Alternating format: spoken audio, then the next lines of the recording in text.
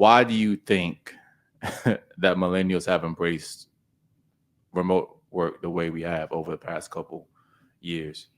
I think for us, efficiency matters. Being able to be at home and you can get your work done. And I think the biggest thing people take for granted is traffic. Like Bro. yeah, the time you spend in traffic, going to work. That's average person 45 minutes to an hour in this area. You know what I'm saying? Coming home 45 minutes to an hour On average. So you're having a 10, 11 hour work day really because you got to travel to work and get home. And let's not get started on the metro. You know what I'm saying? You get on the metro and you want to just ride home. You never know what to expect when you get on the metro. So it's almost like again, and you're gonna get more work out of me being remote because all right, I can get up, I can eat my breakfast, I can start on my work, get things done, and I might not even take a lunch because I'm feeling good. I'm in my own space. I'm getting stuff done. But when I'm at work, of course, I want to especially people get overstimulated, social anxiety, and all those other types of things. I think our generation has recognized some of the things that our maybe parents has looked over and said, I'll just do it. Work hard for the company. If you stay along with the company, you'll have this or you'll have that. But that's not the case now. So I think people are realizing even the sweat equity. Like if I go and do my best day's work, I still may never get a raise. I may never get a promotion. So that's why I would say this is the generation of entrepreneurship. And bro, it's so messed up because like I see a lot of people kind of crank and hunker down on millennials because I'm not going to lie. When you have two extremes of something, the truth is somewhere normally in the middle. Mhm. You have those that say millennials are just scum of the earth, they're lazy as hell. Then have other people that say millennials are just innocent and completely just victimized by the system. And again, it's probably somewhere right in that middle because, bro, it's really, really, really not fair because we talk about it all the time, but we have to work 2 to 3 times as hard just to basically survive out here and not necessarily even have the things that our parents had. And it's essentials. It's not like a want. It's essential, like a car, a house. Like Right. these things are costing an all-time high. The interest rates on house, like now you have to maybe have to have triple what your parents had at that age, or where they, So when Triple. even when you're talking and we talk about. Well, as you said, as you alluded to, some of the jealousy, even with the federal workers. Let's think about it in this instance when they start talking about they're going to eliminate student loan debt. You heard a lot of baby boomers or other people saying that's not fair. We paid it back, but wouldn't you? It's kind of a little harder on us. So it's just a funny thing there, and it's so messed up. To 2 points on that, right? Let's say that you moved into a neighborhood and where we are, PG County, right? Yeah. We have some really nice houses around here. You could have moved into that area 15, 20 years ago, had a 1.5, 2% interest rate, and you're paying, I don't know, $2,500 a month for a huge house. Mm-hmm. A millennial will move into that neighborhood and have a 6% interest rate and then be paying like $4,200, $4,500. 6 is being generous right now. Exactly, Yeah, bro. so- But you get my point. Yeah. So we have to literally, you're sitting there saying millennials are lazy, but you have it so much better because you got into the market at the right time. Mhm. And it's not fair. Yeah, definitely worked out for you. Well, worked out for the baby boomers in relation to us. And I know we've had a little things harder, and they had a little things harder. Sure. But to call the millennials lazy is really a funny statement. And again, I think it's rooted in envy and jealousy at some point. But it's so funny, bro. Like I had never saw like the kind of envy that I've seen over the past couple of weeks for federal workers until recently. Like most people didn't care about federal workers up until the executive orders and the election started happening. I mean, people thought our parents thought that you got a federal government job in the past and you were set, and you were set at one point in time. Literally, you got your pension, Social Security, all that stuff. But now it's like the federal government is not the safe haven that it once was. Not only because of what's going on, but because of the fact that everything else is so much more expensive. But that gets into what we thought was the American dream, right? I'm glad you said that. You know what we thought was, you get, like you said, you go to school for 4 years, get your degree, get a good government job, get a good pension, die, get married, have children, all those things. But now you look at it with a microscope and you say, was that really a dream, or was that a fantasy? Was that a illusion? That's how I look at it now, of saying, even with the sweat equity, they tell you to work hard. But what happens when you work hard for yourself? What happens when, instead of when you're getting out of school and you're learning, they're teaching you all this math, unless you becoming somewhere of a scientist or something else? When are you going to utilize it? Why not in high school teach money management? Those things. These are a lot of things that I think about now, and I think a lot of our generation think about, of why you're almost getting tricked or thrown in the trick bag, I feel like. Facts. If you really study how the Rockefellers designed the school system, and I went back and I read some of that stuff, they purposely designed you to keep you like as a worker ant or a worker bee, not to make money, not to think independently for yourself. Because if you did those things, if everybody had financial freedom, essentially, no, everybody wouldn't have it. So they want to keep that kind of divide between the haves and the have-nots. But Andrew Tate said this: it's not going to be haves and have-nots no more. It's going to be you ain't got shit or you got a yacht. Like, literally, it's not going to be a middle class. The middle class is pretty much essentially dead at this point. And that's what we talk about. So if you think about, especially in this area, in Prince George's County, or DC area, most of the people have federal government jobs, or if not DC government jobs. That you're getting this government money. But now, if you eliminate these jobs, that's what the system is doing now. You're forcing people to become not middle class anymore, eventually poor. Because guess what? Most people in this country live paycheck to paycheck. There's not many people that can miss a paycheck or two and keep their home.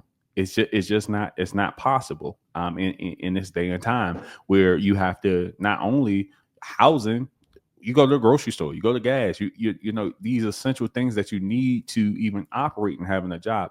So a lot of the jobs where we thought were safe, right? We thought you get a government job, you're safe, but that is not the case. And I think people realizing this, and I think people, what we talk about all the time, you need other streams of income. You cannot depend, which people want to start, on the government. I'm glad you said that, bro. But before we go down that rabbit hole, I want to also kind of talk about the thing that they're trying to say, that, we want you guys back in the office for collaboration purposes. You to see your team. It's going to have higher employee morale. We're going to be more effective. That's not the case. And please don't get me wrong, guys. I'm not a person that's going to sit down here and bitch about nothing. I told you, it is what it is. But I have to call a spade too. They want us back in these offices because what? These buildings have been sitting vacant for 3-4 years, right? So much to the point that a lot of them actually sold off real estate space because people weren't using it. That's using up taxpayer money to use electricity, water, maintenance, all that stuff, right? And not only that, Biden, he even said this before Trump came into office. When people aren't going to work, they aren't riding metro. They aren't paying for parking. They aren't buying food. Parking tickets. There's no parking tickets. You see how much DC, you know how much DC made off this affects the people up top.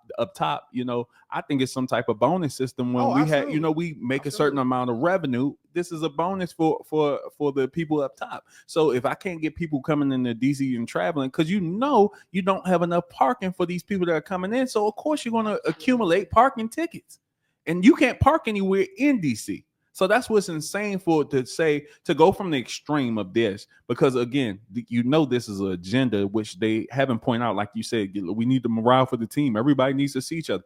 That's not true. Things have been getting done. I know for a fact, even for what I do, our team has had great numbers, some of the best numbers that they ever seen. So it's not about efficiency. It's not about, it's another agenda that they're trying to hide. But, we're seeing this agenda come out. We're seeing some of this thing of eliminating the middle class, because guess what? You might have people that just cannot go back to work 5 days. They can't, because again, they don't have the money for childcare. They don't have the resources to even go to work 5 weeks, because they don't got the gas money or to pay for metro because of the times. And not to mention, because everything's so expensive, people have moved on the outskirts of, Mm-hmm. city life. So they've moved the hour and a half away to save a little bit of money. Mm-hmm. But now they're saying, hey, everybody come back to the office. And now that money you thought you were saving is probably going to be spending 2 to 3 times what you would have been spending if you would have just stayed in the city. So let's talk about it. You work in DC, right? You work in DC, a normal travel day, even if you get in the metro, you're spending $12 to $20 just on metro for parking. Easy. For parking, if you park there, or if you just, even if you do ride, let's say you do ride share, even if you decide to do ride share, Uber, Lyft, whatever you decide to do, that's going to cost you money too. And guess what? We're adults. Sometimes you don't feel like fixing lunch every day or cooking for the week. You might not. Some people are more disciplined with that. But if you're not disciplined with that, guess what? You're spending $12 to $15 for lunch every day. It's no $5 lunch in DC unless you're gonna go eat boiled hot dogs, which I'm not doing. But that's some of the things that, again, that people have to think about that's going on. We gotta realize, and I don't think it's complaining. It's realization, like, all right, I might gotta do different budget, or I might gotta eat a couple of noodles. It's just things that people really might have to do. And again, imagine, we're not even gonna go, because this will go down another rabbit hole. Imagine making the 6 figures and it's still not enough for you. That's because that used to be a part of the American dream too. You make 6 figures, you're good For life. Yeah, but that's not the case. You could send your kids to college, you could do this, you could do that, but that's not the case now. People are having to go into the entrepreneurship, having to pick up a second job. Imagine having a high-level job, right? And you have to go work at Walmart at night. Like, that's crazy to me to think about. And you can speak on this better than I can, bro. But like, even having a family, like, I don't have any family whatsoever. Like, when I'm saying family, I mean like no wife and no kid and stuff. Immediate, right? yeah. Right. So like, I don't have to think about somebody's well-being or take care of somebody as a child or a wife or whatever the case, or spend time with them at all. And I still have points to my point where I make good money, but I still think to myself, do I really need that right now? And if I'm being honest, the majority of the money that I spend is not even on me; it's on my girl and it's on food. The rest of it just kind of like, I either put it to like in a Wi-Fi area, something like that, or I just kind of keep it. But my point in saying that is, I make enough money where it's just me as a single man. I should have an abundant surplus to like last me if something should happen. I do have that on the side, don't get me wrong, but it's not because of my job. So it's just really messed up. So I want to pose the question to both you and Alex right now. Do you guys think that the return to office and the remote work dying, is that the wake-up call that millennials finally need to stop doing this 9-to-5 wage slavery? I think it will wake up a lot of people, because we'll see a lot of people, and it's sad to say, we'll see a lot of people lose things, houses, apartments, cars. You'll see people lose these things because of this. Because I already said, people work paycheck to paycheck. So imagine not having people. You don't have a paycheck. You get laid off. You don't have a paycheck. Most situations, we're going to see a high rate of homelessness. These things are coming. You got to be realistic with it. So it will be a wake-up call once you look over and you see a friend ask you, hey, can I come stay with you? Hey, or we going to have to, you're going to see a lot of roommate situations. It's really real out here. The things that people going to have to do to survive, it's going to be really real. And it's not to scare anybody, but this is the realization that I've come to of things that you may have to do in the next 6 to 8 months. I'm going to say this. It should be a wake-up call for a lot of people. And I think for those that actually want to be woken up, they're going to wake up. But for the rest of the people, they're going to stay asleep until something catastrophic happens. It has to be something catastrophic, because, again, it's the old story, the old tale of the old man. The old man's on the porch with that dog. He has, the dog has the tail under the rocking chair. The old man keeps going back. Every time he hits the dog's tail, the dog starts screaming. Somebody comes, say, "Oh man, why you keep doing that to the dog?" I'm not doing nothing to the dog. If it hurts bad enough, he'll move. Yep. But I think there's so many other things other than just the job market. We have our health crisis. We have mental health crisis and stuff like that. And people are still not taking that serious. So I think that those that What, are what do you mean they're not taking it serious, and which way? mental health or What do you think? Why do you think people don't take mental health serious? Because that's interesting to me, because I feel like this generation takes mental health serious way more than our parents or older cousins and stuff. I feel like because the old days, like, oh, something wrong with him. No, this person has a bipolar. Is addressed more than I think it used to be. and in some aspects we are light years above our parents and our grandparents when it comes to mental health. In other aspects, no, and I'm going to tell you why. Okay. Think of the things like the TikTok and Instagram, social media.